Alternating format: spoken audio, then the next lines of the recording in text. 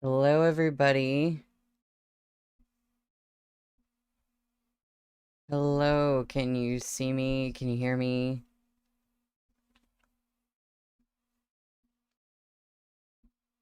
I want to make sure it doesn't do what happened last time and, like, not start the stream right away, because I think I got cut off last time.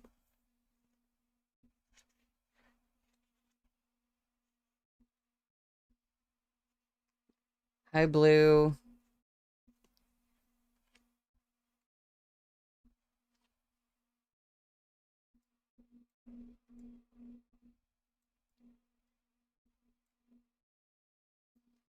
Okay, well, I think I'm good. Um, how are you doing? How is everybody doing? It feels like it's been forever since last time again. Oh, okay. The first thing you heard was I want to see. Well, I just said like hello and one other thing and then I said that. So I don't know. I noticed YouTube also does a thing sometimes when you're like waiting for the stream where it takes it a second before it like connects to the live. I don't know, that happens to me all the time when I'm watching Brittany's streams. It's like there's a little hiccup and it's like, wait a minute, she already started like a minute ago. Um, yeah. I think that's just YouTube misbehaving.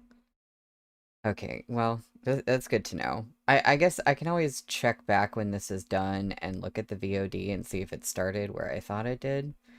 Because I do want to make sure there's not an issue with that, but I don't think there is.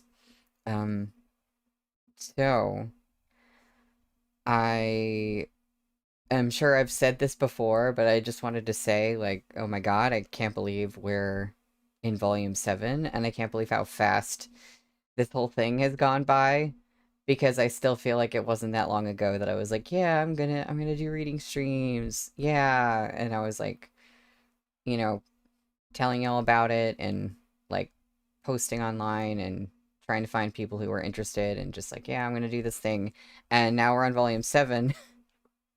We're in the last volume of the first book that I've done reading streams on, and that feels kind of surreal. Um, but yeah, and we already started volume 7 last time, and I went way over time. And I don't know how I did that because I know last video it's like 2 hours and 40 minutes long or something like that, but it didn't feel that long to me. Um, but yeah, so today we're starting on the second chapter of volume 7, the finale. We were indeed having fun. Um, so we are on page 29 for chapter 191, which is called Return to Yesteryear.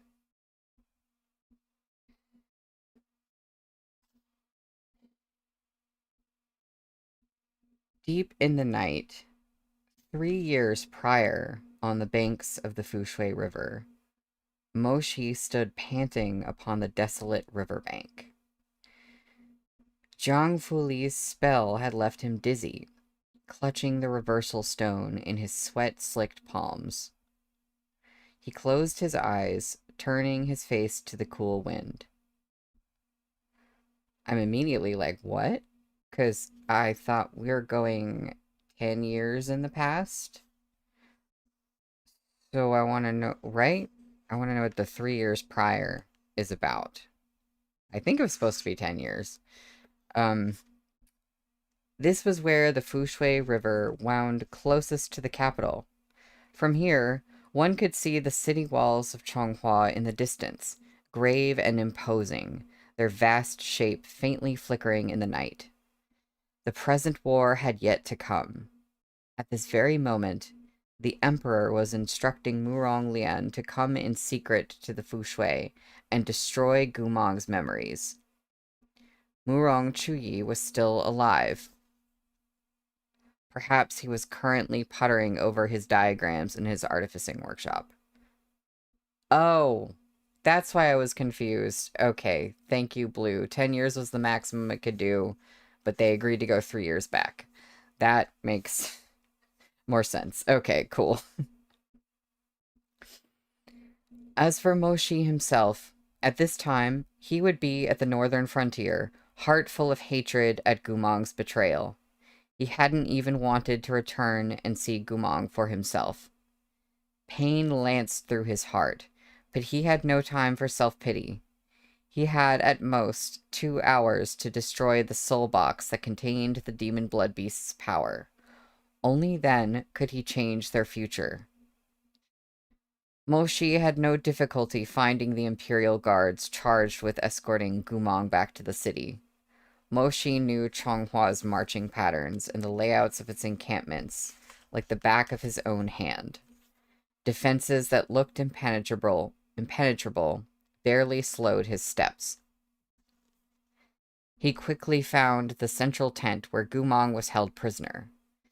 Casting a spell to separate the tent from the outside world, Moshi walked over to the prison barrier set around Gumong and looked at him through the stripes of light like the bars of a cage. Ooh, I love that imagery. The rims of Moshi's eyes reddened at the sight of him. This Gu Shishang resembled an injured wolf, covered in blood as he lay curled within the prison barrier. He wore prisoner's clothes, and his disheveled hair fell around him as he slept on the dirty felt mat. Moshi slipped into the tent, unnoticed by the guards. Yet perhaps Gumong wasn't sleeping very deeply, or else had some unfathomable sixth sense. Somehow, he woke up.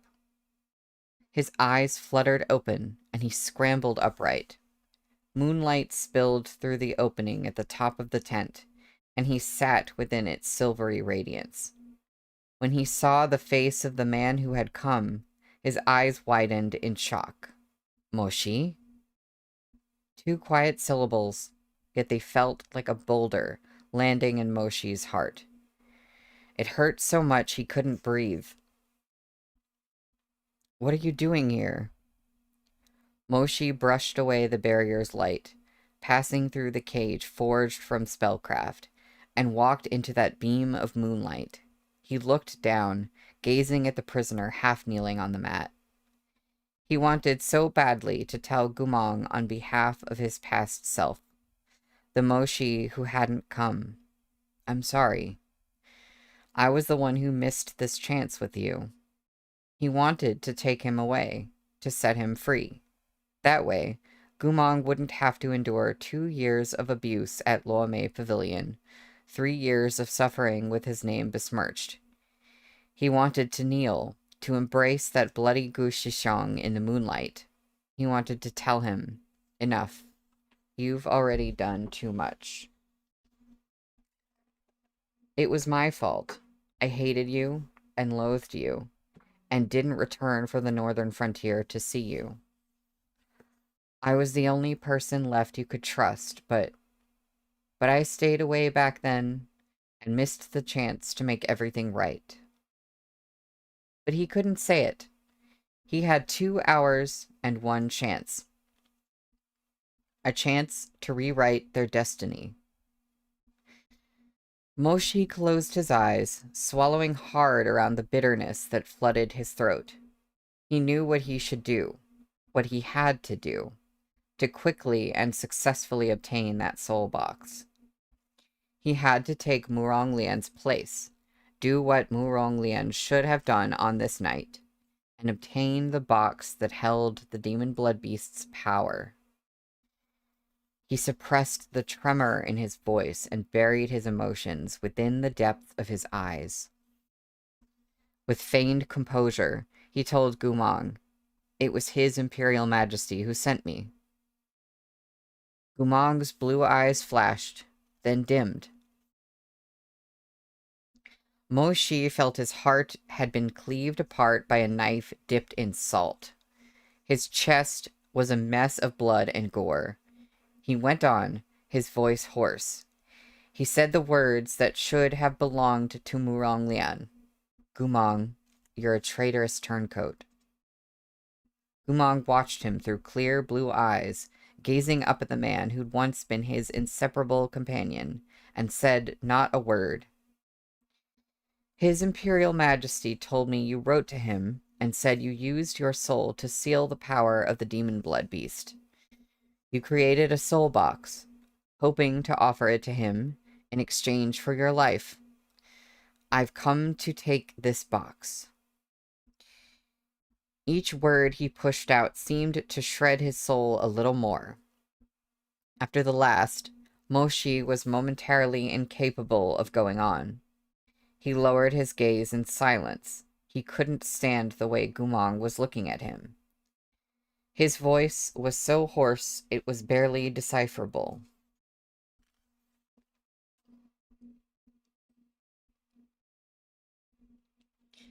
Hand me the soul box. I will report this mission completed upon my return. The interior of the prison tent was terrifyingly silent. The only sounds were the wailing of the wind outside and the footsteps of the soldiers pacing back and forth on their watch. Gumong still didn't hand over the soul box. Moshidi, he said, I didn't expect you to be the one. I thought you wouldn't be willing to see me. I thought you'd remain at the northern frontier. I didn't think you... He lapsed into silence, but his words were like sharp needles piercing Moshi's heart. It took all of Moshi's willpower to stop himself from breaking down then. Gumong sighed. Never mind. At this point, I no longer want to dispute whatever His Imperial Majesty said. He's right. I am a traitorous turncoat. But Moshidi... He gave him a small smile. If Shiga asked you for one last favor, on behalf of our 10 years together, what would you say? Moshi knew what Gumong would ask of him, but it didn't lessen the agonizing heartbreak. After a few beats of silence, he asked, What would you have me do? I can't tell you much, Gumong said softly. Some secrets are safest in my heart alone. If a second person were to know them, it would only put them in greater danger. Moshi, the Emperor is the ultimate arbiter. Even if I've done many things to disappoint you, I still want to warn you to leave yourself a way out. His Imperial Majesty isn't as trustworthy as he seems.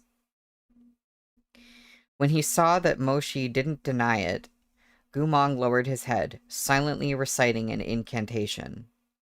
The box Murong Chen later sealed and hid near the Golden Terrace appeared in Gumong's palm. This is the soul box His Imperial Majesty asked you to retrieve. According to Murong Lian's tale, Gumong would next tell him that this soul box could be given to His Imperial Majesty, but a key was necessary to open it. Gumong would give Moshi the key and tell him to take good care of it and to destroy it when the time came. Moshi waited for Gumong to speak. Once Gumong asked this of him, and he agreed to it, Moshi could put an end to this nightmare. He would go outside and find a place to destroy the box, and there would be a completely different ending for them all. He waited, and Gumong finally spoke. Tonight, right now, I would ask you to strip out one of my souls, he said, and forge it into a key to reinforce the box. Moshi looked up in disbelief. What? Gumong looked steadily back at him. I ask you to strip out one of my souls and forge it into a key to reinforce the soul box. Moshi took a step backward. What was happening? Why were things turning out like this? What was Gumong saying? In the pristine light of the moon, Gumong smiled faintly. He rose from the ground. Manacles encircled his pale ankles, and his neck and wrists were chained. His long hair, inky and dark, was loose, those lake blue eyes calmly meeting Moshi's own. Moshi, Gumong sighed. I think I know where you've come from. When you came in, I thought you'd come from the northern frontier, but I couldn't be sure. And then I saw how shocked you were just now. That's when I knew. You're not the Moshi who rushed here from the northern frontier, but the General Mo who's come from the future. Moshi's eyes flew wide, a tempestuous sea surging within them. How? How could you? I think I have an idea of what's going on. There's weird time warp things happening. I'm kind of wondering if in the original timeline, Gumong was somehow already visited by, like, or yeah, if Gumong was somehow visited by a separate Moshi from the future already in the past timeline. I don't know how that would work, and yet like the other things wouldn't happen. I'm not really sure exactly how this works, but I think that's how he got the brocade pouch um from the important person. There's weird timey things happening. The chains around Gumong's ankles clanked. That thin, pale-faced prisoner stepped up to Moshi and raised his eyes, examining Moshi's face. How could I know? When you look at me, there's no hatred in your eyes, only sadness. So you're the little Shidi who figured out some way to come back after I chose to sacrifice myself, right? The pain of it hit Moshi in the softest, most sensitive piece of his heart. He turned away, but his tears could no longer be restrained, streaming down his face in shock. How could you? Sobs crowded out the rest. Dummy, don't cry. It's my fault. I've known for ages that such a day would come.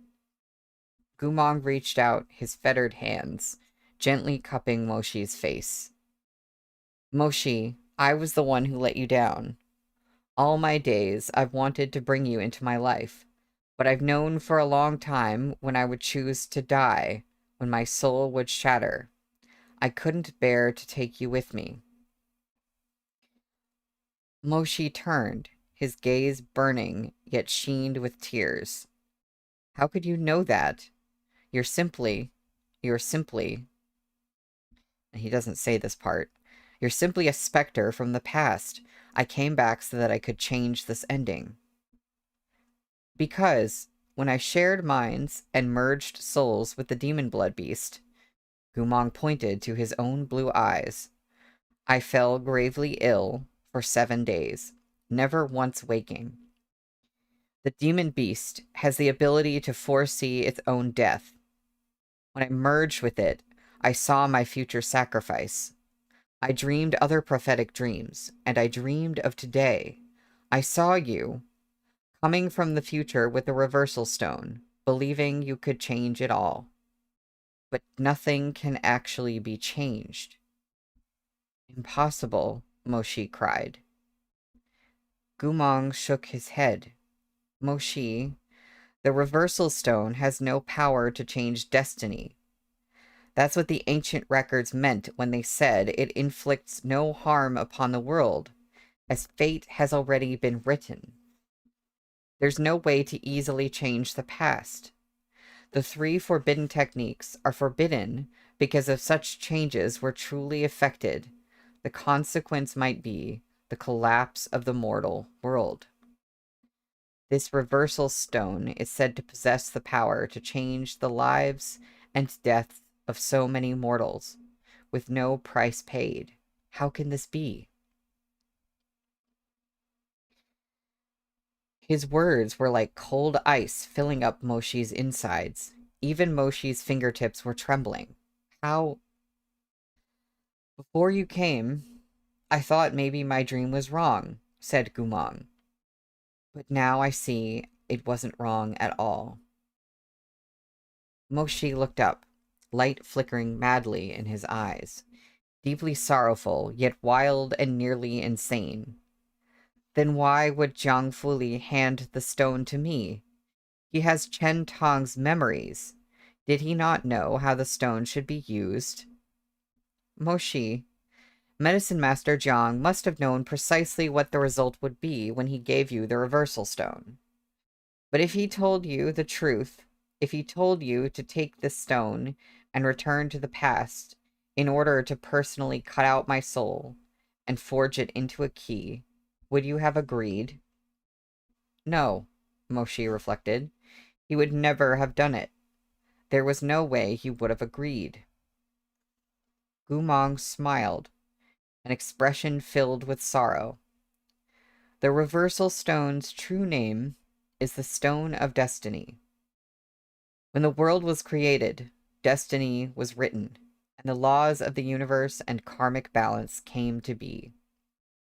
But that act of creation was too monumental, and even the gods can make mistakes. Thus, they left several such stones on Earth. These stones will transport their bearer to the past, supposedly allowing them to change the future. But in reality, that's a lie. Those who use them to return to the past merely complete tasks that, according to fate, they should have done at the time, but didn't. You are no exception. Moshi, you came from the future thinking to change the past. But your fate is already written by the heavens. You'll inevitably complete the task entrusted to you by Jiang Fuli, and use my soul to forge a key.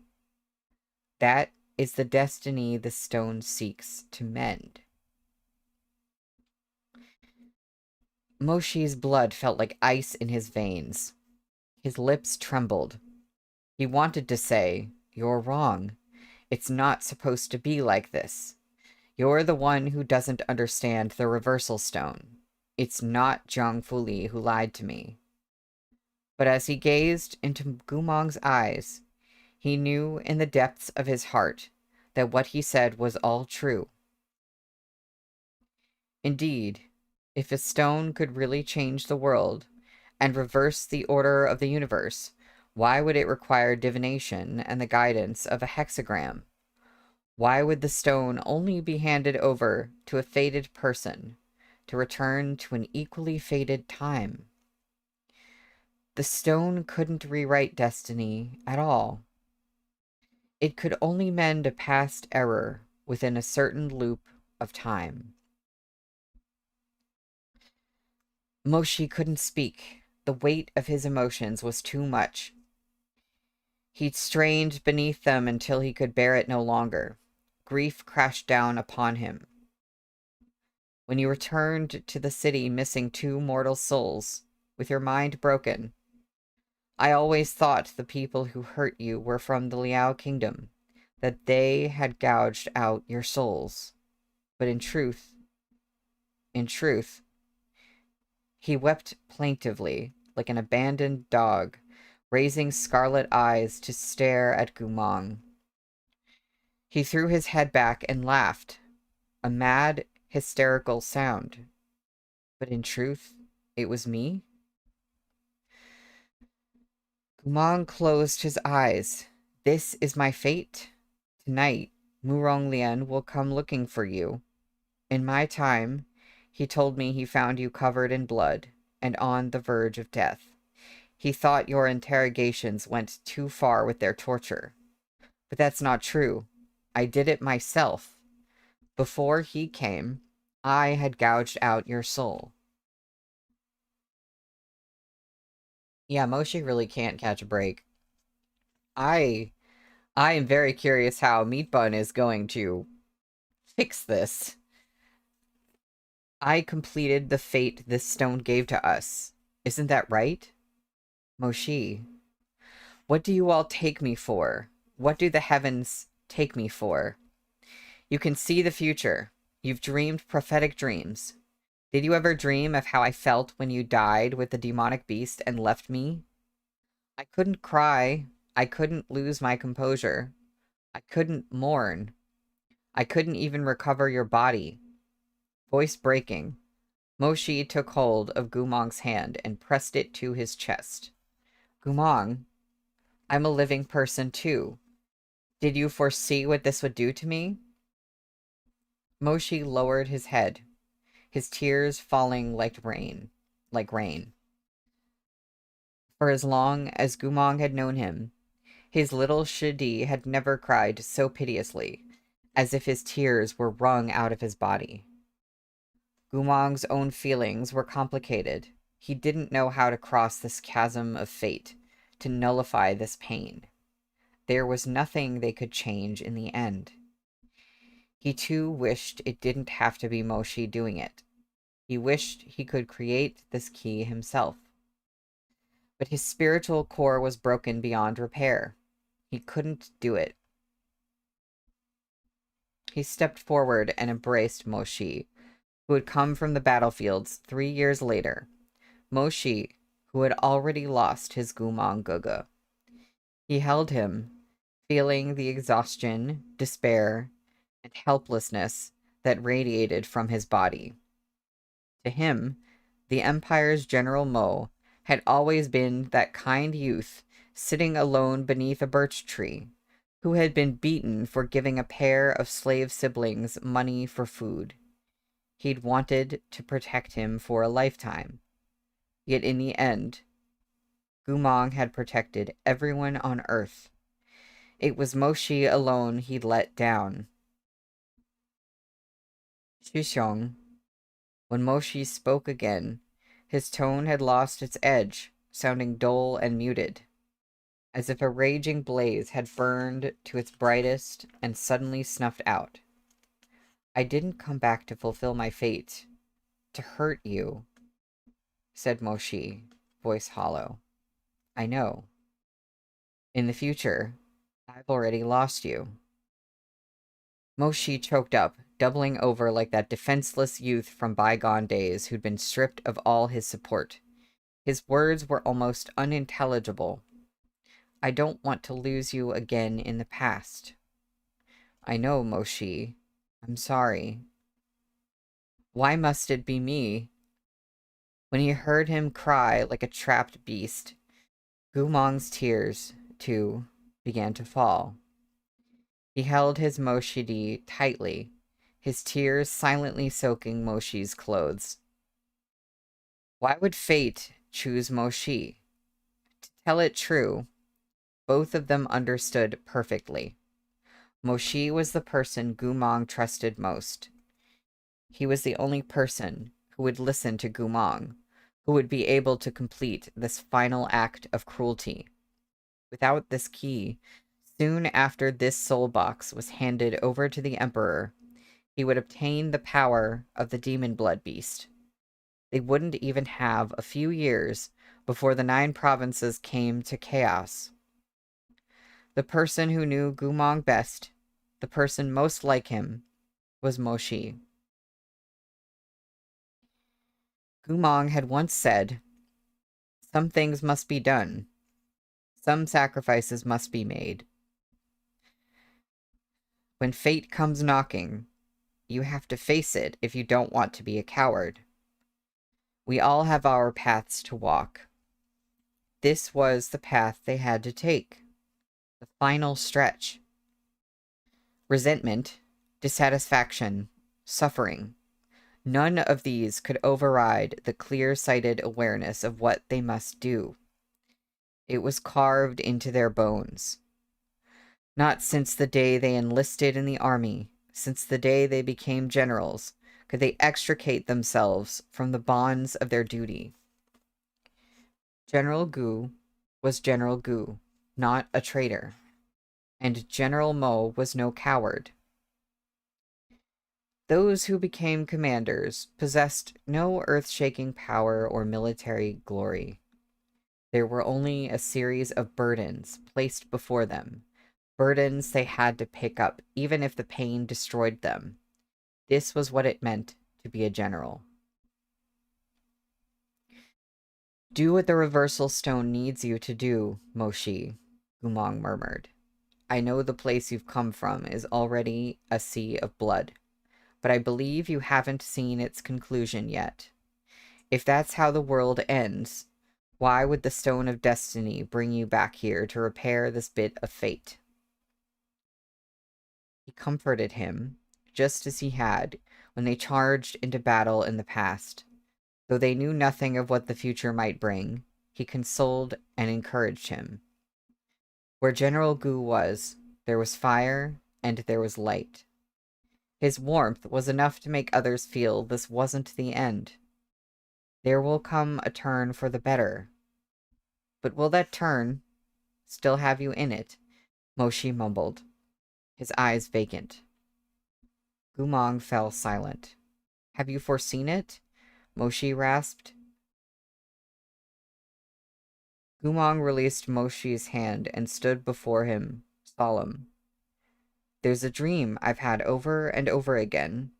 But just like how I couldn't be sure my visions were real before I saw you, I can't be sure if this one is foresight, or if it's because I've missed you too much. Gumong heaved a long sigh. He seemed to pour everything into his next words, as if to give Moshi all the brightness and love he ever possessed, to smooth over his scarred and wounded heart. His blue eyes glimmered softly with tears. I dreamed the war was won, and then it rained. In that rain, I found you. Perhaps he had found a thread of hope, or perhaps he merely longed for the barest hint of comfort. Moshi gazed into those clear blue eyes and asked, as if in a dream, what happened then? I said to you, let's go home. Moshi's lips trembled, tears gathering again in his eyes. He lowered his gaze, blinking slowly. Then the rain stopped, and we went home. The two of them were alike in this, too. Neither dared believe this most beautiful dream was truly a premonition. In the future, Gumong had already lost his life, yet a flicker of courage flared in Moshi's heart. Such was his love for Gumong that he was willing to take the slightest spark of hope for a blazing wildfire. Moshi asked hungrily, a sorrowful plea. And in the end? In the end, you and I were never apart again. A warm smile bloomed over Gumong's gaunt face. He reached out, interlocking his fingers with Moshi's. As long as it's not the end, there's still hope. After I sacrificed myself, you never imagined I would speak to you again and hold your hand like this. Isn't that right? Moshi, no matter what happens, you've never been willing to admit defeat. I'm no different. I know you also hold compassion for the people and place the needs of the nation first. We've always shared the same goal. So, do as the reversal stone wishes. As he spoke, he stood on his tiptoes and gently kissed Moshi on the lips. In life or in death, I'll love you forever. You'll always make me proud.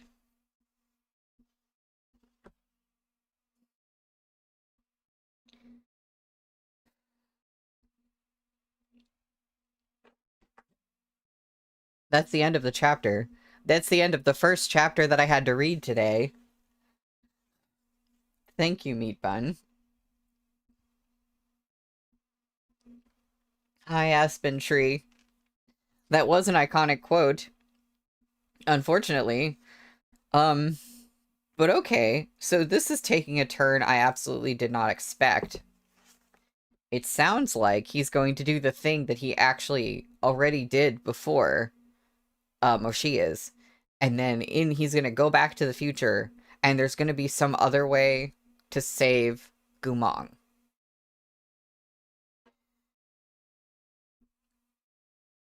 Presumably, without using the forbidden technique, there's something else they can do. That's like meat bun. What a way to like throw us for a loop. I could be wrong. I could be totally wrong. But that's what it looks like is happening, and I'm like, wow, okay. This is not how I thought that was gonna go. So we're on page 41 for chapter 192, which is called Bygone Oath. Hmm. Yeah, Aspen, I wouldn't really be surprised if he did use the forbidden technique. But I know that that's supposed to, you know, fuck everything up. So I'm not sure. I'm not sure if that would yield the expected results. I don't know. I feel like it's gonna be some secret third thing or even a secret fourth thing. Just like there is no way I can even conceive of how this will work. Okay. Tearing out the soul, forging the key. It was like a nightmare, like drifting through hell. Moshi didn't know how he managed it. It was like he had already died.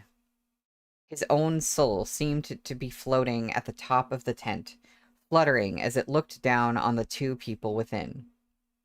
He saw everything he did, saw Gumong's blood streaming from his chest when his soul was taken. He saw the man whose soul was being torn out, telling him again and again, "It's okay. It's okay." Many years ago, Gu Shishong had grinned in front of the bonfire as he told Moshi that he hoped for peace throughout the 9 provinces, for everyone to be treated equally. To this end, he would willingly throw himself into the flame, be ground into ash. Now, those words seemed like a curse. The key was finally created in the form of a sapphire thumb ring held in Moshi's trembling hand. He folded it into Gumong's palm, then used every healing spell he knew to treat Gumong's wounds, trying to staunch the bleeding. But his tears still fell like beads off a string, streaming down his cheeks to mix with the blood. Gumong coughed again and again. He should have passed out from the pain, but he kept those limpid eyes open by sheer force of will, staring unblinkingly into Moshi's face. He'd lost 2 mortal souls. The last of his memories and rationality were about to collapse and disappear. But pain was his longtime companion, something he'd been experiencing since the moment he entered Liao on secret orders. Ouch. He could endure it, could look at his Moshidi with a clear head for a little while longer.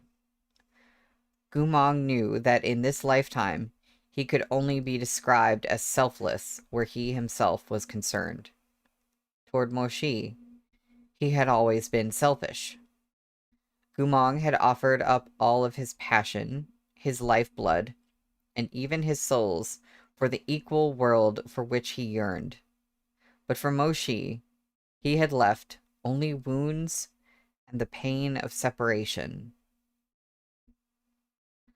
Perhaps it was only in this moment that the Gumong from 3 years ago, on the verge of forgetting, and the Moshi from 3 years later, on the verge of leaving, could have the sincerity and peace they'd yearned for all their lives.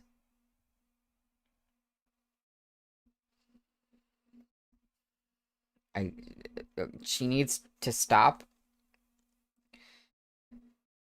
Moshi was still trying to heal the gash in Gumong's chest when Gumong caught his hand, the ghost of a smile passing over his face. There's no need. Don't worry. Nothing will happen to me. Moshi, you know that I won't die that easily. Do you think the king of Liao never tried to kill me? Do you think his imperial majesty never tried to assassinate me? They didn't kill me, but not for the reasons they gave, that my mutation was too severe, and they didn't know what would happen if I died. They all tried it a long time ago, but in the end, Gumong coughed. They failed. They knew I'd merged with the demon blood beast. Only at the time of its death would I meet my own end, so... He paused to catch his breath. Shidi, you don't need to heal me. Talk to me a little. I just want to talk to you a little longer, okay? Moshi took hold of his bloody hand and pressed it to his cheek. At length, he choked out, okay. Gumong smiled. He looked vibrant and a little feral when he smiled, even now. What do you want to talk about? Rasped Moshi. Nothing in particular. Gumong raised his eyes toward the top of the tent, where a small patch of starry sky was visible. I really wanted to say sorry to you, Moshi. Moshi, what, was I too selfish? I wasn't truthful with you about so many things, while you've always bared your heart to me. Moshi shook his head. You didn't have a choice. And he doesn't say this part out loud. I know how hard it was for you to be a spy, to drift between lies and truth. When Gumong turned his head, Moshi saw tears shining in the corner of his eyes. Shidi. He reached out to cup Moshi's face, but he hadn't much strength left. Moshi took hold of his hand and kissed it, bringing it back to his own cheek. Gumong looked at him hazily for a while, eyes rimmed in unfading red. Neither of them spoke. There was nothing that needed to be said. Gumong closed his eyes, tears streaming down his cheeks. I was still too cruel to you. You didn't have a choice, Moshi repeated. And I was willing to endure it, from the bottom of my heart. I knew you had your own dreams. I knew what was on your mind. You've done so well. You've done everything you could do. It's just that we can't fight fate. Gumong looked up again, staring silently at that little square of stars. But I've always been fighting against fate. I know. We didn't win, but did they? Moshi started. What? Those brothers who died in vain at Phoenix Cry Mountain. Did they win? Gumong looked at him nervously, eyes welling with fresh tears. Did they get justice in the end? His voice softened to a hush. What about Jianxing? Did he? Though Moshi understood what he meant, it didn't make him feel any better. He tightened his grip on Gumong's hand, turning to kiss him and nodding helplessly. Yes. You brought them home. They were never wrong in calling you General Gu. And Liu Jianxing, he was never... Moshi hesitated, sorrow choking him. Was never wrong in taking you as his brother. You know about that? Moshi lowered tear-sodden lashes. I'm sorry. I never treated him well. Gumong smiled. His expression was genuine. Though his face was haggard and bloodless, he looked very much like he had in the past. Don't worry. Actually, Jianxing was fond of you. Or, he didn't dislike you. I know that much. And Murong Lian. What about Murong Lian? Did he wreck himself further? He did not. Gumong looked relieved. He turned his clear eyes on Moshi, slightly cautious and uneasy.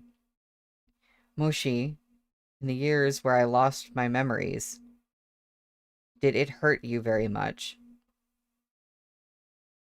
At Moshi's silence, Gumong said softly, I hurt you, didn't I? The light in his eyes wobbled, on the edge of shattering into lakes and oceans of sorrow. Moshi watched the brightness on his face wither, watched the stars in Gumong's eyes go out. How could he bear it? No, he said. Really? Yes, Moshi smiled, throat tight. He wanted to rekindle those bright stars, so he continued. It's true.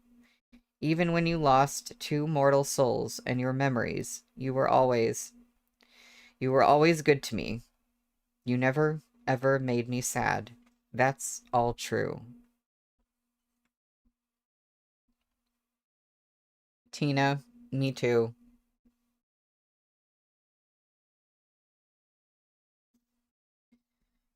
In my heart, I've always thought of you as a very, very good person. Always, said Moshi.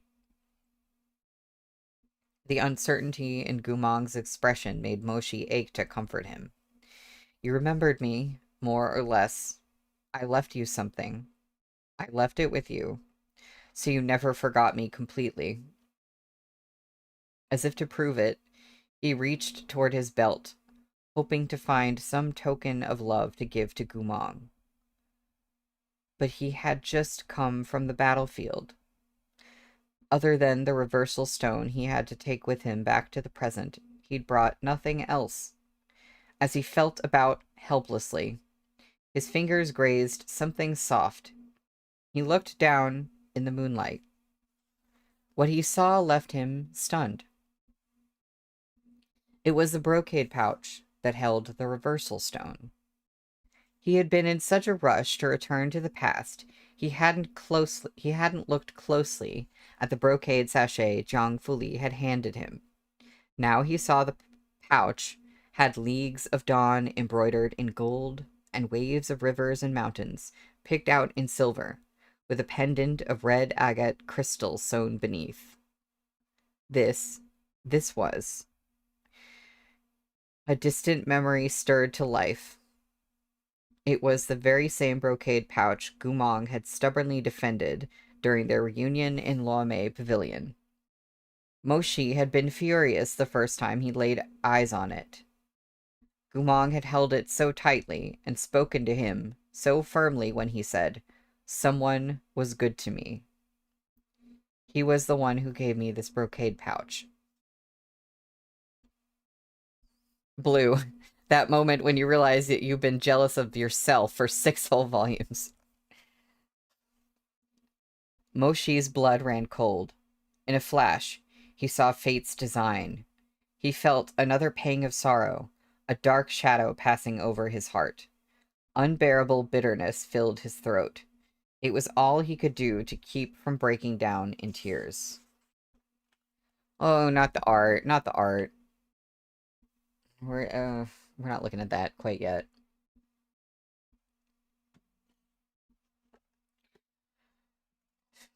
The one he'd been so jealous of for giving Gumong this brocade pouch was, as it turned out, none other than himself.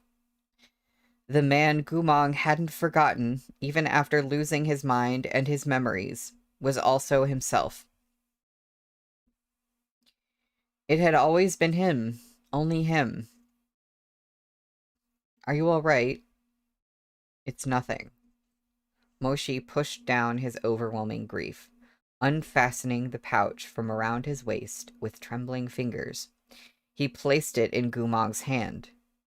Gumong looked at it and smiled. This is the love token? Through this, I was able to remember you, even after I forgot everything else? Yes. Then I should leave you a love token, too. He patted himself down, but a prisoner had few belongings. In the end, all he managed to find were a couple of little white cowrie shells. Calling on his weak spiritual energy, Gumong inscribed his own name on one of the shells and handed it to Moshi. For you. No matter what you face when you go back, I'll be by your side. He raised a hand to write Moshi's name on the other shell for himself, but realized he was about to face Murong Lian, Murong Chen, and the harshest torture known to Chonghua. He couldn't keep a cowrie shell with Moshi's name on it. Thus, he only wrote the left half of the character for she, a peak like a leaping flame with a stroke on either side, the character for fire.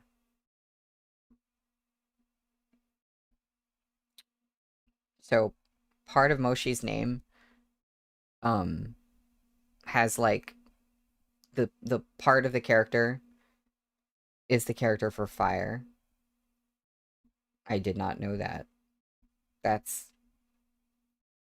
I just have to say through this whole volume I continue to be very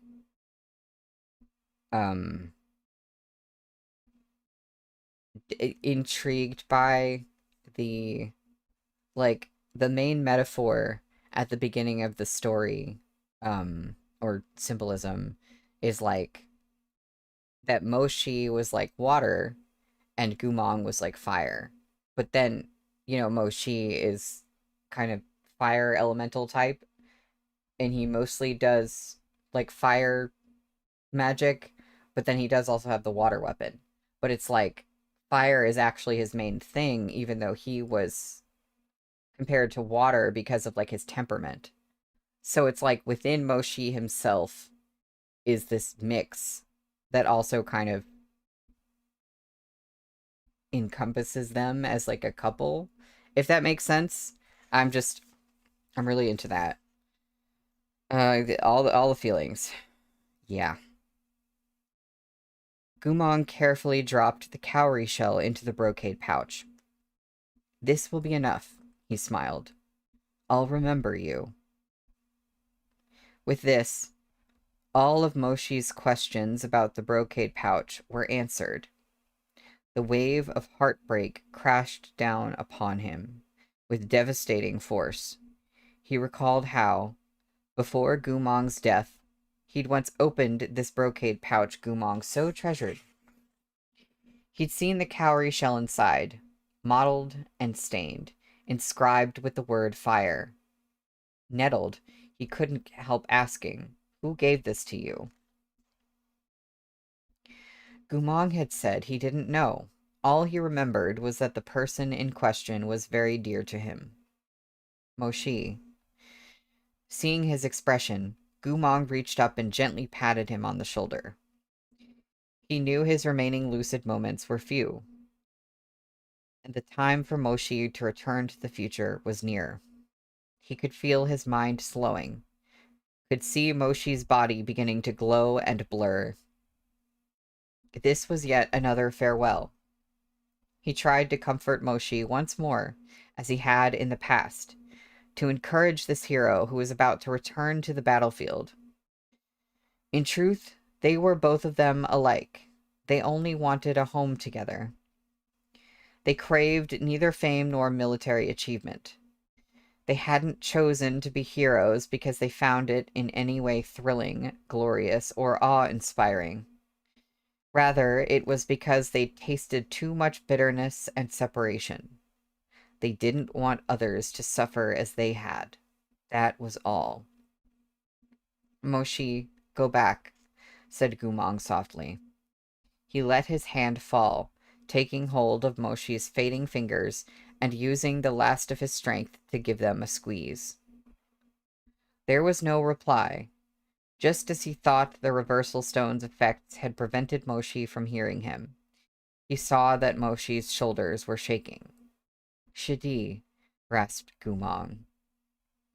Moshi didn't say anything, as if some vital flame had been extinguished inside him. His silhouette, lost and shadowed, seemed to overlap in Gumong's vision with that of the lonely youth who had first joined the army. At the time, the Mo clan had fallen from grace, and his future was unknown. Moshi had sat alone, apart from the clamoring soldiers. Other than Gumong, no one was willing to dirty themselves in his family's filth. No one gave that lost young master anything resembling a smile. Gumong wanted badly to embrace Moshi one more time, to tell him everything would be fine. He was still here. He wouldn't leave. But he quickly realized he'd no right to say this ever again. Moshi had already lost his Gumong Guga in the future. There would never again be someone he could stand with against the world, someone whose hand he could take as they returned home together. I'm sorry. Moshi closed his eyes, then shook his head. He had never been an eloquent lover. He was too formal and too awkward, often failing to say anything remotely charming. He merely, in his clumsy way, understood Gumong, respected him, and accepted him. At last, he silently picked up the little cowrie shell Gumong had made for him. He tucked it into his lapels, in the spot closest to his heart, to keep it safe.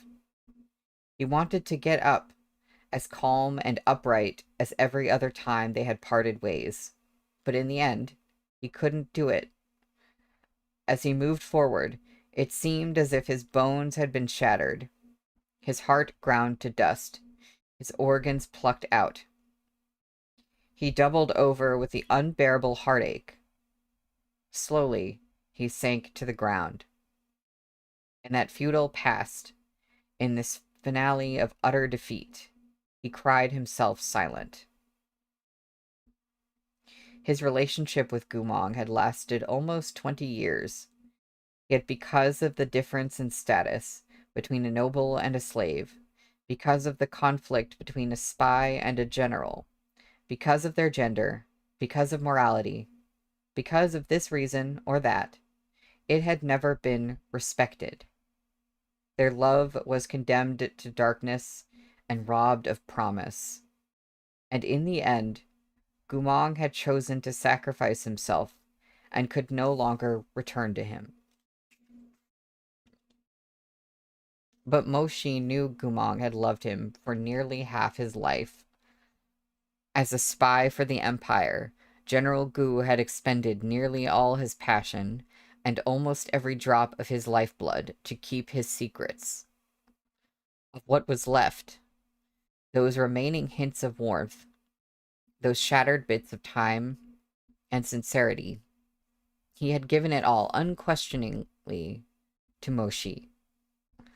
What Gumong felt for him was no less than the loyalty, love, and selflessness anyone on Earth would give their lifetime companion. Moshi was his dearest, his beloved, the only one in his heart. But because Gumong was a spy, he didn't dare to, he had no way to, write down his lover's full name, even secretly, to keep beside his heart. That brocade pouch that had traveled through space and time could only hold a cowrie shell with fire written upon it. It was the only love token they had. Beyond this, there was never anything else. Both of them wanted to speak, but at that moment, Moshi's vision went dark. The reversal stone had reached the limits of its power. It burned white hot in his hand. He couldn't help calling out one last time. Gumong. Gumong gazed quietly back at him. There were tears in his blue eyes, but he was smiling. In the last moment before he lost consciousness, Moshi heard hasty footsteps outside the tent and the voices of guards. Wangshu-jun. Greetings to Wangshu-jun. He would depart, and Murong-Lian would walk in. The wheel of fate would spin cruelly along the groove carved for it, and Moshi would return to the bloodbath of 3 years hence. The reversal stone was a trick the gods had left for mortals. He'd traveled back to the past and hadn't changed a thing.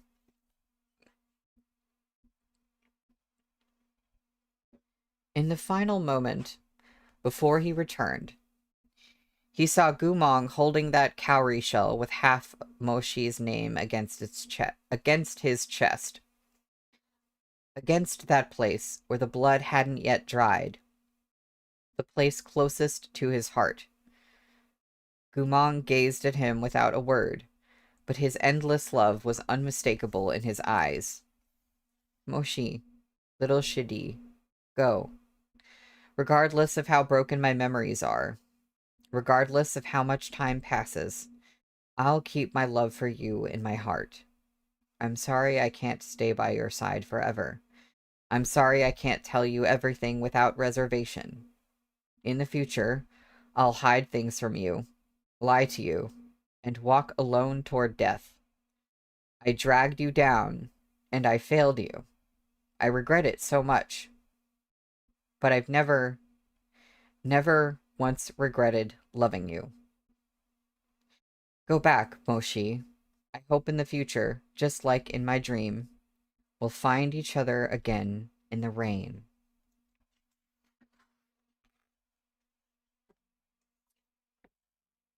That's the end of the chapter. So thank you, Meat Bun, for that. Uh, it's it's time for me to take a break, and what a perfect time that is, because I need one. So I will take a break, and then I'll be back in 5 to 10 minutes. Oh, I forgot about the art. Oh my god, thank you. Even I like kind of, it's like I didn't really want to spend too much time looking at it, so I just forgot. um, so yeah, he's holding the pouch. Mm-hmm. That's that's what we've got. So yeah. Okay. I will see y'all again soon. Ouch. Very ouch. You know, I know it's gonna get better, but I am so perplexed as to how. Oh, but I did notice something. Okay? What's the symbol for this volume before I really go?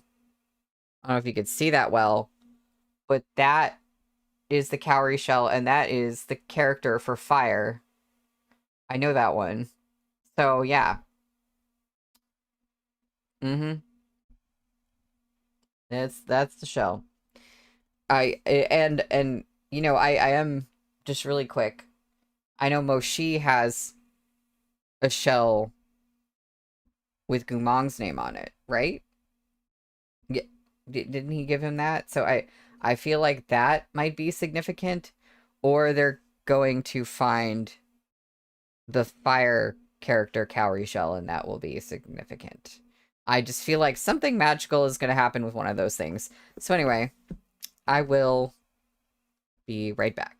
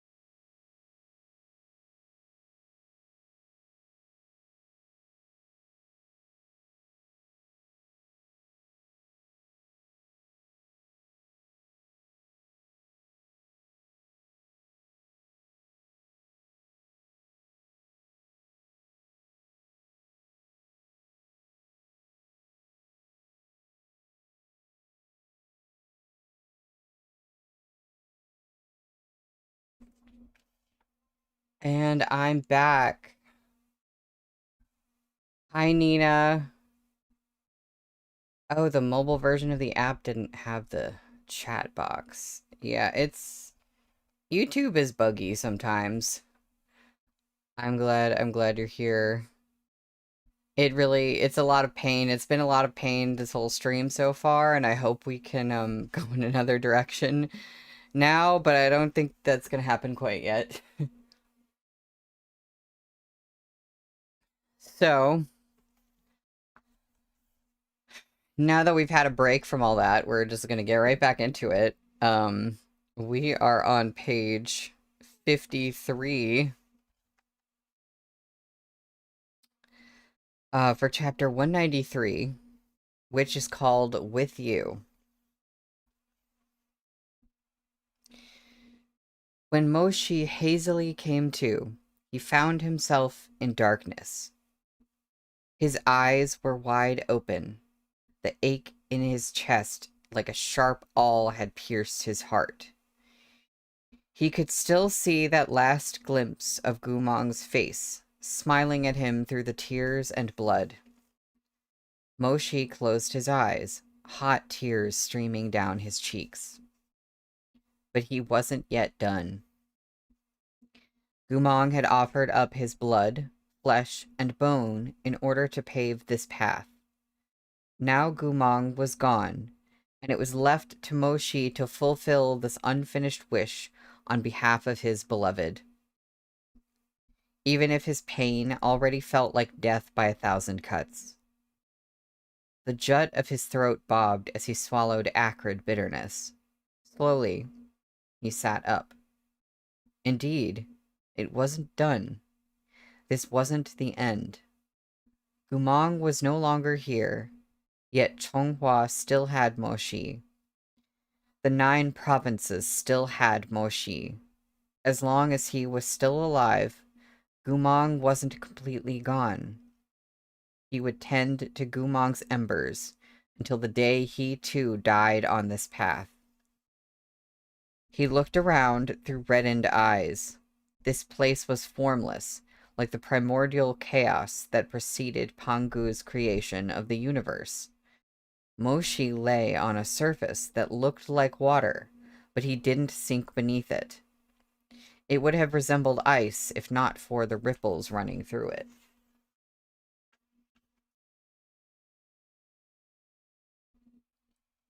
He looked down and saw his own reflection. How strange. Curling ribbons of dark purple smoke drifted around him. The purple-black wisps floated from his heart and dissipated into the air. Beyond this, a massive ball of hazy silver light swayed in the distance. What it was, he couldn't quite make out, but its enormous silhouette looked a little like his holy weapon, Tuntian. That is your weapon, the holy weapon Tuntian. A solemn voice sounded from behind him. Moshi whipped around to find a man in fluttering white robes standing at the boundary of the darkness. The stranger was tall and elegantly proportioned, with a majestic and commanding air. He was enveloped in spiritual fog, rendering his features hazy and unclear. One could faintly perceive that his features were well defined, his skin like cold jade, and there was a sharp edge to his handsomeness. Moshi was startled. Me too. This man had seemed to see into his thoughts. Who are you? There was no answer. Moshi rose and walked toward him. Yet no matter how many steps he took, that man remained at a constant distance, as if Moshi could never draw nearer. Oh, Chen Tong? Could it be Chen Tong? Moshi was already in a dismal mood and had no interest in wasting his time. Coming to a halt, he asked, "Where are we?" This time, the man spoke. You are inside the reversal stone. The world inside this stone is outside the realms you know. It is a separate domain. Moshi closed his eyes, gritting his teeth through the pain pulsing at his temples. You're the deity in charge of this stone? More or less. My identity is unimportant. I am merely a wisp of a deity's spiritual energy left behind to guard the stone. My true form is meaningless to you. So this dark, liminal place was actually divine. Moshi had lost all reverence for gods after the trial he'd been through. Facing this god of the reversal stone, he coldly said, I have nothing to say to you. Let me out. The god shook his head. You cannot leave yet. Overcome with sorrow and fury, Moshi snapped. What else do you want? Despite his offensive manner, this being of spiritual energy didn't seem to mind. He regarded Moshi with a faint melancholy bordering on indifference. Moshi, there is no need to direct your hatred at me.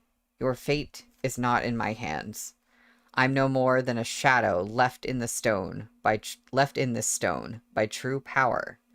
You fulfilled the destiny embedded in this reversal stone, and thus I've achieved my purpose.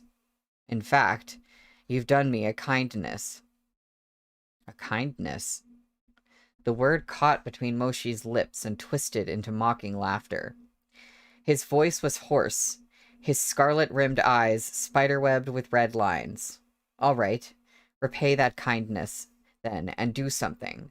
Whether it was Gumong, Lu Jianxing, or those nameless soldiers, forgotten by everyone. In these past few centuries, far too many have died. He gazed at that indistinct figure. If you're a god, you should have seen this coming a long time ago. Yes. Then why didn't you stop it? If you sit by and do nothing, you're no better than a demon. The god of the stone closed his eyes. It initially seemed he wouldn't answer, but after a moment of silence, he spoke. Moshi, gods cannot save mortals. Gods can only light the way for them to save themselves. I've called you into the realm of this reversal stone to tell you that everything is about to come to an end. Oh, I'm losing my place. All that remains is the final step.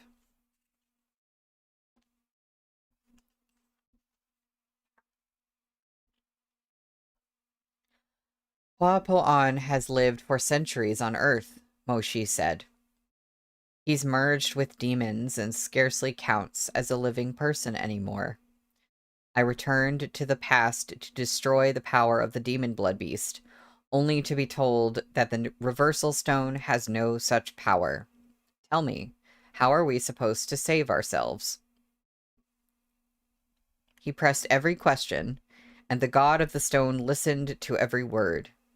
In the end, this wisp of spiritual energy let out a sigh. I know your heart holds resentment and hatred. I won't try to persuade you otherwise, but...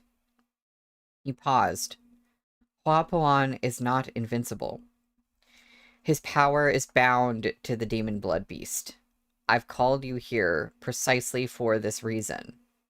To tell you how to uncouple his magic from the demon beasts. Moshi was silent, jaw clenched to hold back his endless fury. Fine. Speak. The key to this method, the god said, is your understanding of what happened in your past. Moshi was stunned.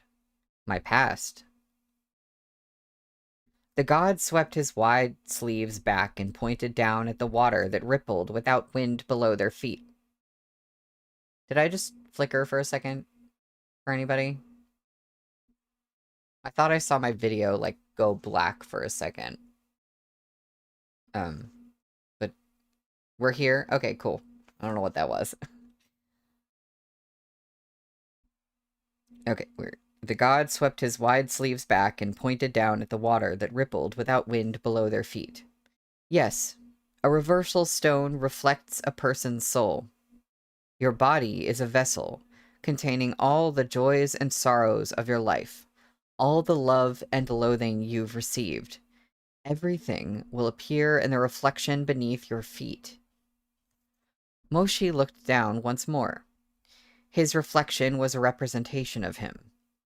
The phantom whale represented his strongest weapon. But what was that black chi issuing from his heart? That is the demonic poison Murong Chen implanted in your body. He remembered now. It was likely the controlling poison Mengzi had removed at such great cost. During the confrontation in the throne room, Murong Mengzi had reported that she'd discovered this poisonous curse when she rescued Moshi after Gumong stabbed him at Dongting Lake. She had gone behind Murong Chen's back and extracted it. The price of this act had been the integrity of her spiritual core. She could never work the strongest spells ever again. It was as though all of Moshi's thoughts had been written out before the god's eyes. You are wrong, the deity said. It was never Murong Mengzi. Moshi looked up. What? It was not Murong Mengzi who removed the poison. Silence. Your true savior cut into your chest to undo the curse, but he was deep behind enemy lines. Firstly, he couldn't let Murong Chen discover what he did, and secondly, there was no way he could stay alone with you under the watchful gaze of the Liao Kingdom. He coordinated with Murong Mengzi and asked her to keep this a secret.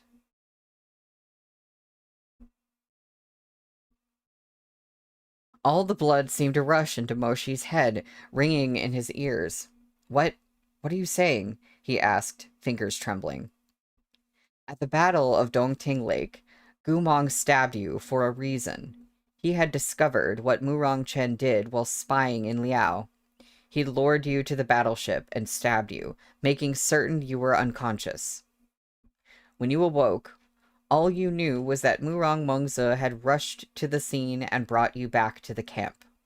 That she sacrificed her own core to heal you. But the truth is, the deity paused. After you lost consciousness, it was Gumong who brought you into a secret room of the battleship and removed the poison. He let Murong Mengzi break through on purpose and handed you over to her. Moshi's face was white as snow. His blood had frozen into ice, disbelief etched into every line of him as he listened. Gumong was well aware of Murong Mengzi's true character. She's never been as straightforward as she appears. She is an imperial scion with her own ambitions and schemes. But although she is ruthless and cruel, she is not mad like her brother. Gumong knew you would be a key source of aid to Murong Mengzi. She'd want nothing more than to win you to her side. When offered such a valuable gift for free, she'd certainly accept, even if it was dangerous. Moshi's throat seemed to be filling with ice. After a long beat, he heard a rough and raspy voice, so unfamiliar he hardly recognized it as his own. Mengzi was never the one who saved my life. Gumong let her take credit for it. There was nothing else he could do, said the god. He hoped to be subjected to your hatred, hoped that you would gain Murong Mengzi's protection, hoped that Murong Chen wouldn't control you in the future. He had no other choice. Then Mengzi's spiritual core was never... Correct. She was never injured. She's a healer and the master of Shenong Terrace. It was a simple thing to simulate the signs of frailty. Only 2 people knew her secret. Mengzi herself and Gumang. The god's voice was cool. It was she who sent Zhou He to perform the interrogation when she saw that Gumang was regaining his memories. Mengzi ordered him to prevent his recovery by any means necessary. Okay, well now, what's his name? Li, uh, Li Wei? The assistant, the servant to Moshi. Um, that now it makes sense, Li Wei's like random observation that we randomly get about like, oh, there's no way that like this woman was so selfless. There, I mean, his thing was like, oh, there's no women who are like that, but I kind of can convert that thought to like, well, there's nobody who's that selfless, right? Like there's always some other motivation. And the amount of time that we had to wait for the payoff of that statement. Okay, meat bun. Um, I had to say that, but of course I lost my spot. Okay. Yeah. Um, Mengzi ordered him to prevent his recovery by any means necessary. Moshi was stunned. Zhou He was acting under her orders? Yes, Zhou He is one of Mengzi's men and a close confidant.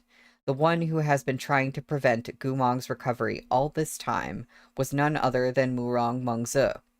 Your gratitude was a tool she wouldn't relinquish, and she couldn't be sure Gumong wouldn't tell you the truth upon remembering the past. She made several attempts to corrode Gumong's sanity, hoping he'd lose his mind once more. As long as his wits were lost, no one else would know who truly saved your life.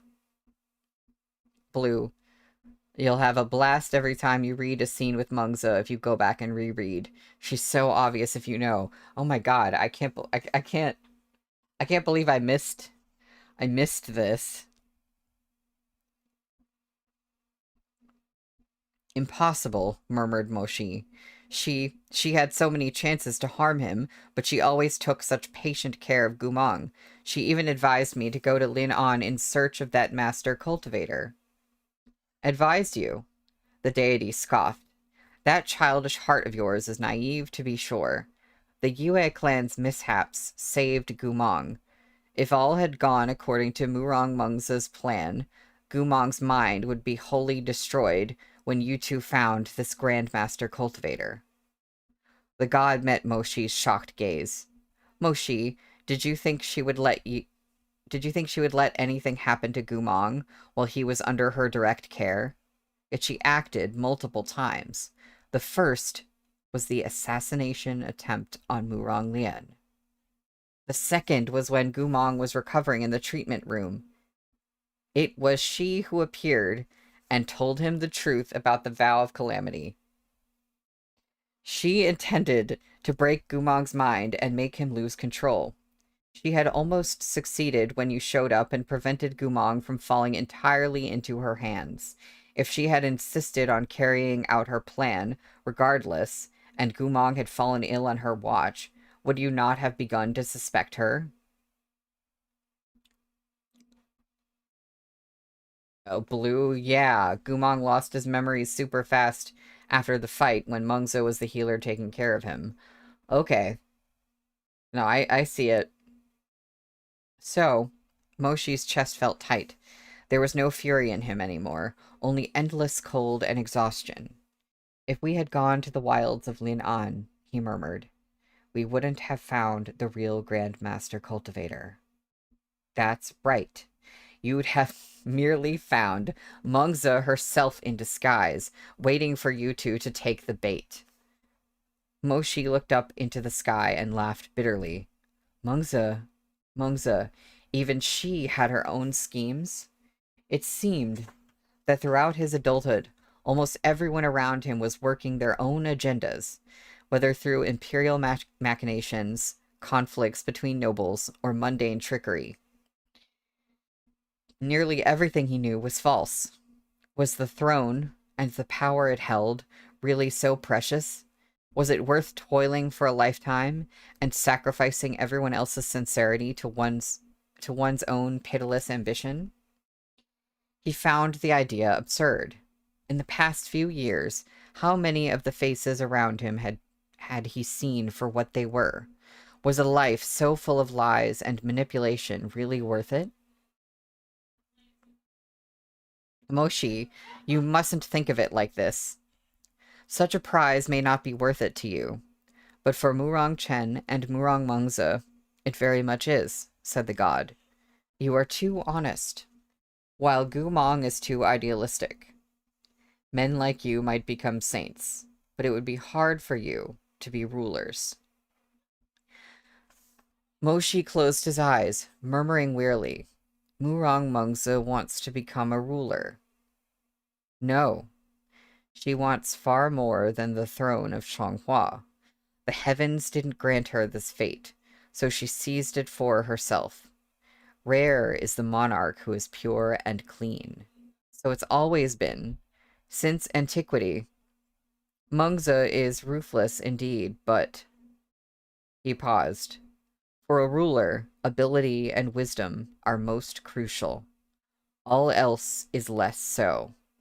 Perhaps it is cruel and unfair, but people wear 1,000 faces and everyone has their own strengths. Without touching on matters of right or wrong, I can say with confidence that this person is more suited to ruling a nation than Murong Chen, Murong Lian, Gumong, or even you. The god of the stone took in Moshi's silence for a moment before continuing.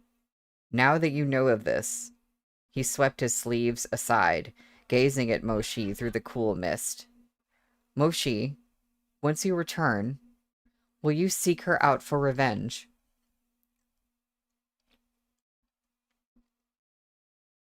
"5 years ago, even 3 years ago, everything in Moshi's heart had been clearly separated into black and white. His emotions were distinctly defined as love or hatred, as if everything on earth could be fairly deemed right or wrong. He knew now that there was much in the world that was not ideal, much that blurred the lines of good and evil. Yet his Gu Shishong had always told him that no matter what others did, no matter if fate was fair, one had to follow their own conscience above all. Even in the harshest frost in the dead of winter, there were still plum blossoms that fought against the snow, and pines that stood tall and unbent in the wind.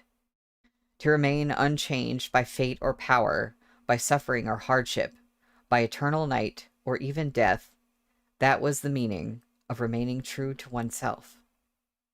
The god waited. When Moshi didn't answer, he pointed again at the lake's surface.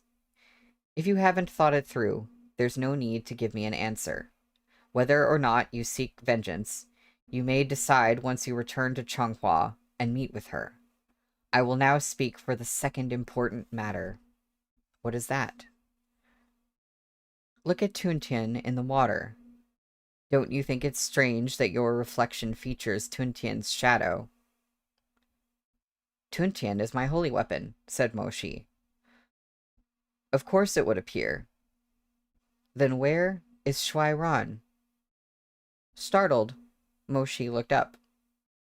Have you never wondered, the god of the stone asked mildly, why Tuntian would have such colossal powers of destruction, far greater than any other holy weapon? A pause. In truth, Tuntian isn't a normal holy weapon at all. Moshi's eyes widened. You already know that the previous emperor of Changhua hoped to create a spiritual creature capable of fighting the demon blood beast using the forbidden techniques left behind by Chen Tong. Everyone believed he failed. The late emperor himself believed this as well, but it was not so. The god's robes fluttered as he spoke steadily. Among those who participated in the crafting of the spirit beast, some, like Murong Lian's father and Zhou He's father, never wavered in their faith in the old emperor. Others, however, saw how the Emperor's greed was growing for more black magic. One of these men was your father. Moshi shuddered. In fact, they were successful in refining the spirit-blessed beast. But it awoke with a mind and only showed its power to the one it found worthy. The others thought its creation was a failure, but this wasn't true. They merely failed the spirit beast's test, and so never knew it had attained the form of a spiritual pearl. I cannot speak. Like, this meat bun, this is... I'm out of words. Your father, Mo Qingchi, was the only one the spirit beast acknowledged. The spirit beast appeared before him alone and acknowledged him as its master. Then it sorrowfully told its master a prophecy that came true. He would soon die in battle, and his family would fall apart. Only the strongest magic could keep his son safe, the spirit beast itself. Moshi took a step back. What? I knew this would shock you, but it is the truth, Moshi. When your father learned he would die, he sealed the holy beast's spirit pearl inside you, so that it would accept you as its master and keep you safe until you were grown. How else would you have such astonishing innate power? Your capabilities far exceed the scope of natural talent. They've been an anomaly from the start. Well, that makes sense. Moshi trembled in recollection. He thought about the killing power of Tuntian that could level cities, the power he'd always held at bay. His fingertips were numb with cold. You thought Tuntian was the holy weapon you summoned after you were taught how. But that's false, said the god. Tuntian is the soul of the spirit beast Mo Qingchi left for you, and the source of your fearsome spiritual energy. The god of the stone stared into Moshi's eyes, speaking every word deliberately. The spirit-blessed beast has been sealed inside you all along. The only person on Earth who can completely destroy the demon blood beast is you. His face was devoid of color. His eyes were wide as he stared blankly at the god of the reversal stone. As the god finished speaking, the spiritual fog around him grew denser, obscuring his already blurred silhouette. His voice thinned and became distant, as if he was speaking across mountains and oceans. Moshi, it's no coincidence that the reversal stone chose you. Once I release the seal on Tuntian, you will have full control of the spirit-blessed beast's power, equal to that of the demon blood beast. At that point, you will have two choices. You can choose to take revenge on Murong Mengzi. With the spirit-blessed beast, you can kill her, surround the city, and ascend the throne yourself. You can use Tuntian's power to protect the capital of Chonghua. The demon blood beast's blood sea will swallow the entirety of the 9 provinces, but Chonghua City will remain untouched. You could rule safely in your own land. I know he's not going to do that. Or, after waking Tuntian, you can choose to sink into the depths of the blood sea. There, you will find the demon blood beast's heart. If you use the spirit-blessed beast's spiritual energy to counteract it, you can destroy it, and the sea of blood will become an ordinary lake. Hua Po-an will lose his source of power and become a regular man who can be defeated. The 9 provinces will be saved, but... The god paused, his voice echoing like a bell. You will die with the demon blood beast.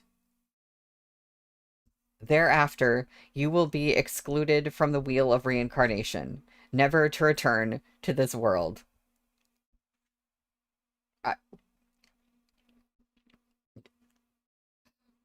Okay.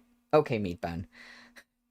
This should have been cruel news, but it barely registered for Moshi. Over the past 2 hours, he had sundered Gumong's souls and learned this god's wild revelations. It seemed nothing could hurt him more than what he'd already been through. The immortal mist around the god of the stone grew thicker, making his expression hard to discern. After a long span, he seemed to sigh softly. Of these two paths, no one will force you to take one or the other. I said that gods cannot save people. They can only light the way for mortals to save themselves. In the same way, gods will not force you to make a choice. You must choose your own path to walk. The god disappeared within the cold fog. Suddenly, Moshi felt himself shoved forward. The darkness broke apart into countless glimmering shards, fluttering and dancing before his eyes. He saw the past 30 years of his life flickering in these fragments. He saw Mo Ching-che standing beneath the osmanthus tree when he was a child. His father's gauntleted hand reached out. Smiling, he asked, "Little Fireball, what are you doing here?" He saw the first time he met Jiang Yeshue. That gentle and modest boy stood quietly by the palace terrace, speaking with his mother about something. At his mother's behest, he turned. "Hello, my name is Yue Yeshue. Are you the little Gongza of Mo Manor?" He saw Murong Lian abusing Gumong in countless ways at the academy. At the time, Moshi hadn't known of the familial attachments buried in the depths of Murong Lian's heart beneath his hateful jealousy. He saw Murong Chuyi striding haughtily down a corridor. He had once thought this person just as uncaring as the rumors made out. Only later did he learn of the vast compassion Murong Chuyi held hidden in his heart. He glimpsed the day he and Gumong had turned on each other. On the decks of that ship during the Battle of Dongting Lake, Gumong in black robes, walking toward him through the smoke and flames with Yongye in hand. Gumong had been wearing one of Chonghua's merit ribbons, taken from a corpse. Moshi had thought this was Gumong's insult to the heroes, rather than a sign of the longing Gumong harbored for Chonghua. Gumong had said darkly, "As a general, as a soldier, and as a person, you can't be too attached to past affections." But he'd later found out that Gumong never once forgot those 70,000 gravestones, or those 30,000 living men, in every second he spent in Liao. He never forgot his homeland, nor any of the cities in the 9 provinces. Moshi had once hated Gumong for his cold-bloodedness and refusal to turn from his path. But in truth, Gumong had never betrayed them or gone astray. He had forged ahead alone, hacking his way through the underbrush to blaze a new and bloody path. He had thought it was Gumong who cut into his heart, and Mengze who saved it, but the truth was... Moshi closed his eyes. Bitterness and sorrow swept like a wildfire through his chest. It burned to the bottom of his heart, wetting his reddened eyes. The realm of the reversal stone collapsed around him. The countless voices and smiles, tricks and lies from his past crashed down like a mighty wave, a tide that pushed him out of this world.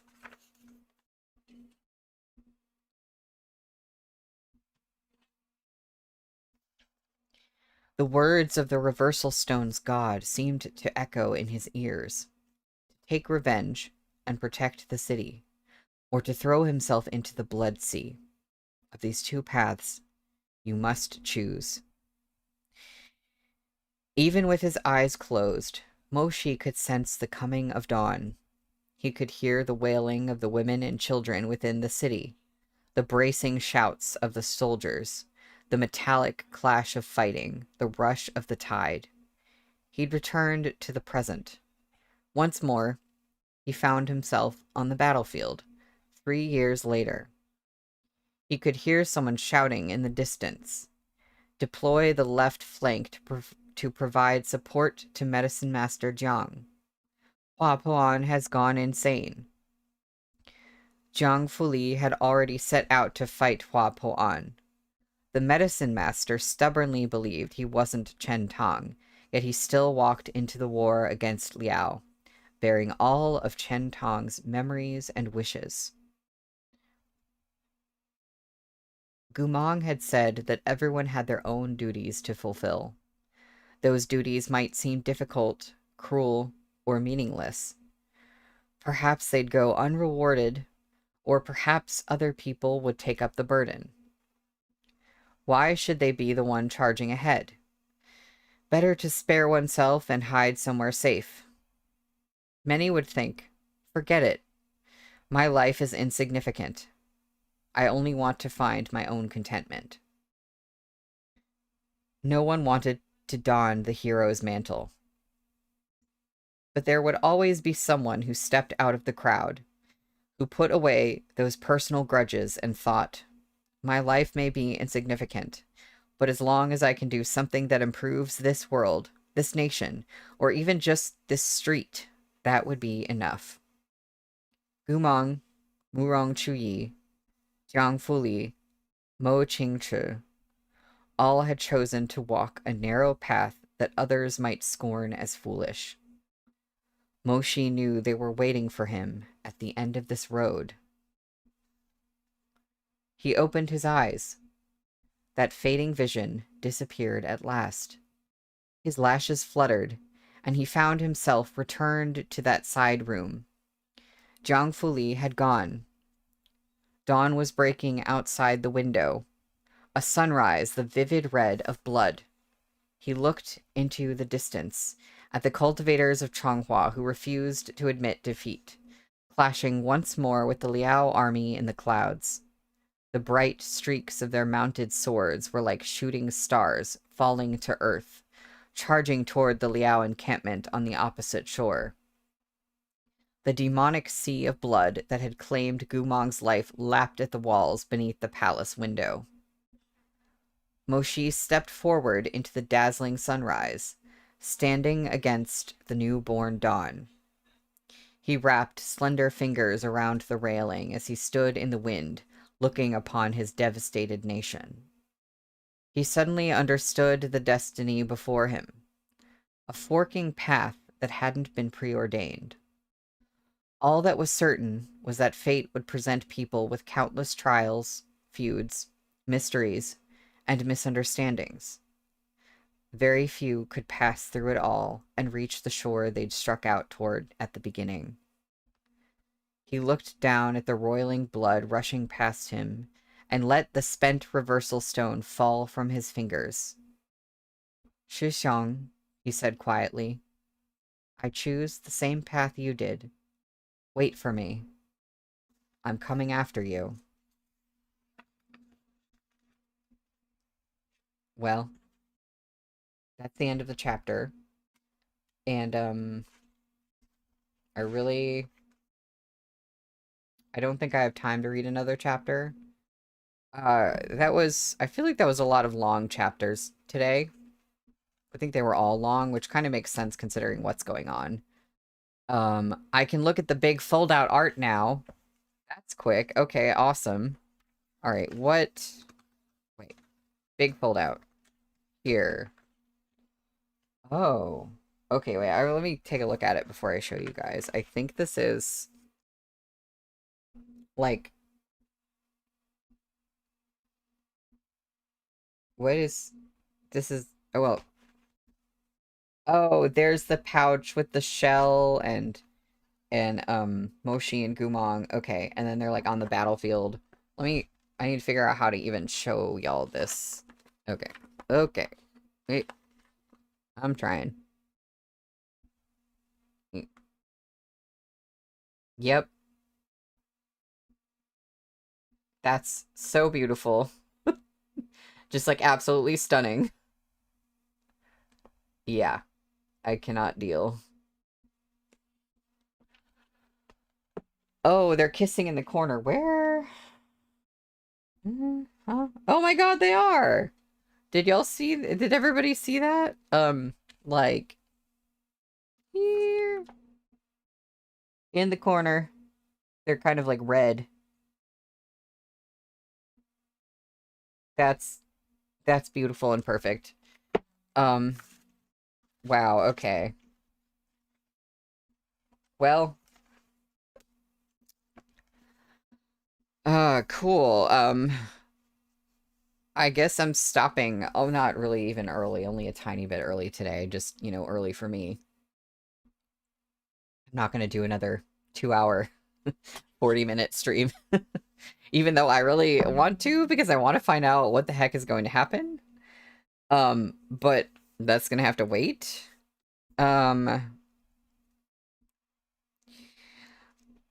I today was a lot. That was a lot of revelations. And Blue, yeah, it does seem like a good stopping point. He's like, I'm coming to do the same thing you did, Gumong. Um, and I don't know, I can sit here and try to predict like how this is going to work and what is going to happen. I still feel like both of the shells are really important because we've got the Moshi shell and or sorry, we've got the Gumong name shell and the fire shell, which is for Moshi. And I feel like there's something going on with like maybe fragments of their souls are in the shells and and then there's also the demon blood beast. I feel like maybe I don't know, Gumon could be broken out of the demon blood beast or something like that, but I know that like whatever happens, there might be like a fragment of it that I can go like, oh yeah, this is gonna happen, and I might be right about like one tiny thing, but I know that Meat Bun is going to turn around and just make it like very hard to predict. Like something is gonna happen and it's gonna work out a certain way, and I'm gonna be completely taken aback. It's gonna be completely out of left field. But in the end, it's going to make sense. And if you go back and reread it, there's going to be hints towards like whatever happens. I know that's how she works. I know that's what's gonna happen. But there's the the stakes are so high. And since I'm currently like reading Arha alongside this, and in Arha, we're only at like the middle of the whole thing. I can't imagine it's like getting towards the end of a Meat Bun series and going like, "Oh my God, I can't imagine what's ahead," because the stakes get so high and you keep feeling like how can the stakes get higher, and then they do. Uh so that's exciting. But I guess I'm going to go, and y'all have a good rest of your day or night or whatever time it is, and I will see y'all on Wednesday. So, peace out.